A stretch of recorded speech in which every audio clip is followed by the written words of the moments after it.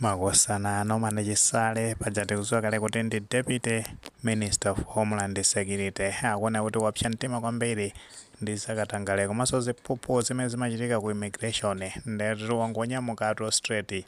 yekha kupita kumeneko ku immigration ukambwandirano ma officers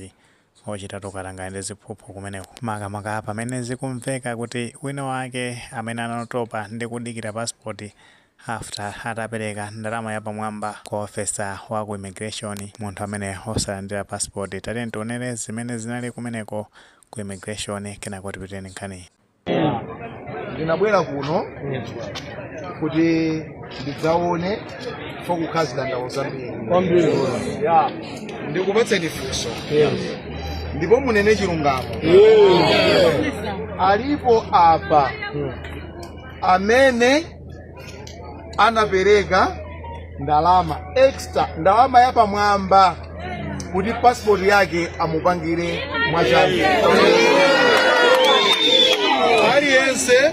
amene ali ndi chidandaulo chimenecho mawa ali ndi chidandaulo chimenecho ali ndi evidence umboni okwanira kuti iye anaperekadi ndalamazo 8 o'clock mawa Capitol Hill mundipesi aliyense abwera ndi chidandaulo chakecho ndi umboni wakowo ndipo ukabwera ine ndikuthandiza ndipo ukandichulira munthu amene unampasa ndalamayo pompo 5 minutes passport uchikatuli nayo kupita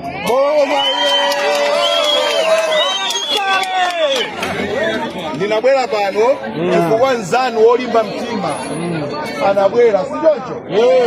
anabwera nzanu wolimba mtima kuzadandaula kuti anapereka ndalama kwa ofesala mkatimo ndiyeno mwamwayi ofesala yonso ndampeza and ofesala yonso wavomera ndiye corruption yopatsana ndalama mkatimo imeneyo ngati inkachitika 1960 pano yatha makope abwera alipo mapassport akupangirani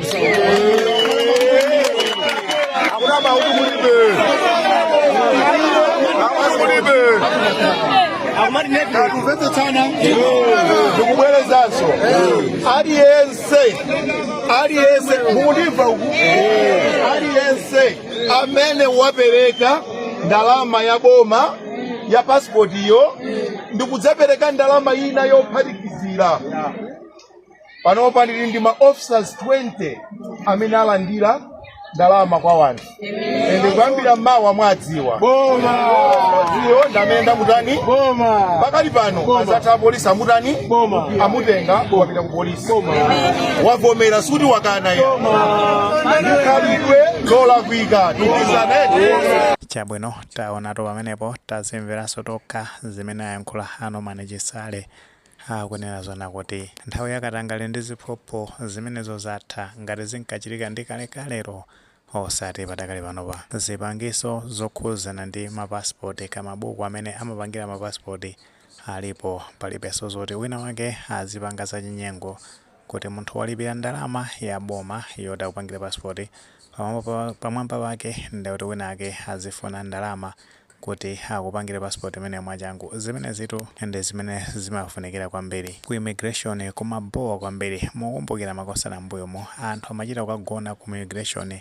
akudikira kuti mwina apange passport koma kupeza zoti kugona masiku angapo kumeneko osapasidwanso passport imeneyo chonsecho walipira ndalama yambiri kwa basi kuphatikiza pamenepo walipiranso ndalama ya boma zimene zitu ndi zimene mtsogoleri wa dziko la Profesa Arthur Mutharika wakhala akulengeza kuti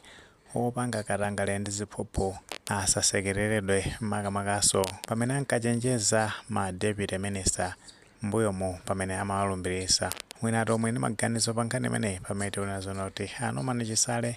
ayambano okha kumbwandira ma corrupt officers aku immigration ngati maganizo amene alipo mutafotoza comment section koma molemekezanso maganizo anzathu sewale panga like video imene komanso panga subscribe channel cha Fox News 8 ngati nkhani zambiri zikamachitika ndi zithautipeza mosavuta.